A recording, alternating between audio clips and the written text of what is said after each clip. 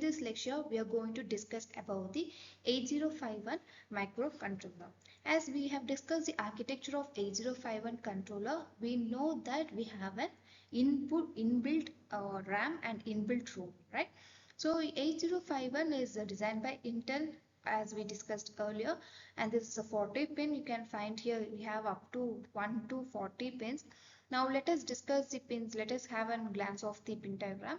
So you can find that we have 4 input output ports, right? So P0 to P7, P1 not to P7 is port 1, and port 0 not to port 07 is another port. Here you can see port 2 8-bit, and port 3 also we have 8-bit. So we have 4 input output ports.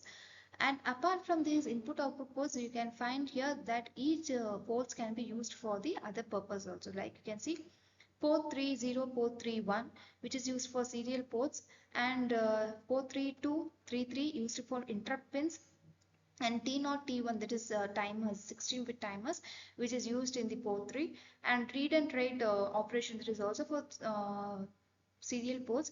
So port 3 acts for the interrupts and the data buses.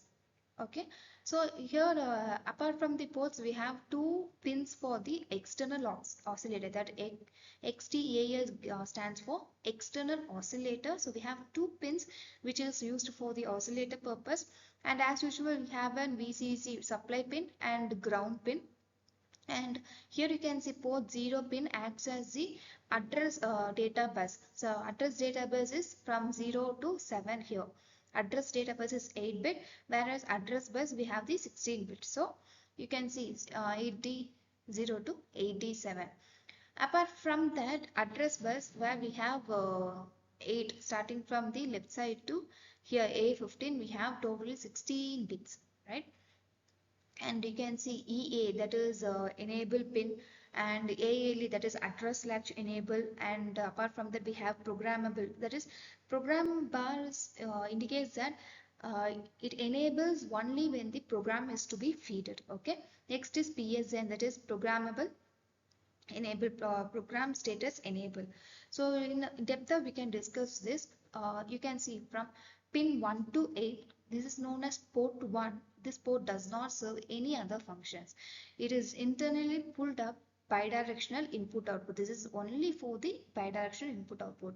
Next, pin 9, it is a reset pin, and which is used to reset the microcontroller to its initial value. So we have missed out here, see, pin reset pin. And next is pin 10 to 17. These pins are known as port 3, and this port serves some functions like interrupts, timer inputs, control signals, serial communications like transmitter, receiver, etc. As we discussed here, you can have a glance of it. And next one is pin 18 and 19. These pins are interfacing external crystal to get the system clock, as we have discussed here, XTAL1 and XTAL2. And next is pin 20. This pin provides the power supply to the circuit. As we know, it is a ground and VCC, right? Next, pin 21 to 28. These pins are known as for address ports, and highest order address bus are also allocated here. And next, pin 29, this pin is PSEN pin, which stands for Program Store Enable. It is used to read a signal from the external program memory. And pin 30, this is EA pin, which stands for External Access Input. That is, external access means whichever inputs given by the external, this can be accessed through this pin. It is used to enable or disable the external memory interfacing. Next one is pin 31. This is ALE pin, which stands for address latch enable. It is used to demultiplex the address data signal of the port.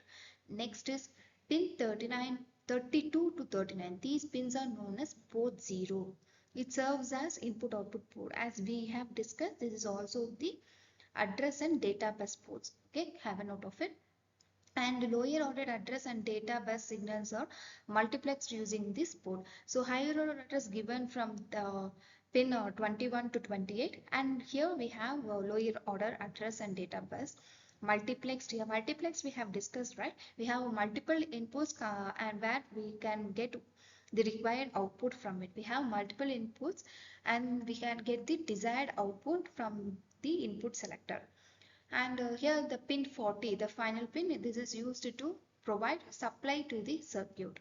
So we have discussed the 40 pin configuration of the 8051, and when compared to the 8085 or 86, we can find that both the architecture and pin diagram are very simpler in construction and comprised in their performance also. In next lecture, we will discuss about the instruction formats and other addressing modes of 8051. Thank you.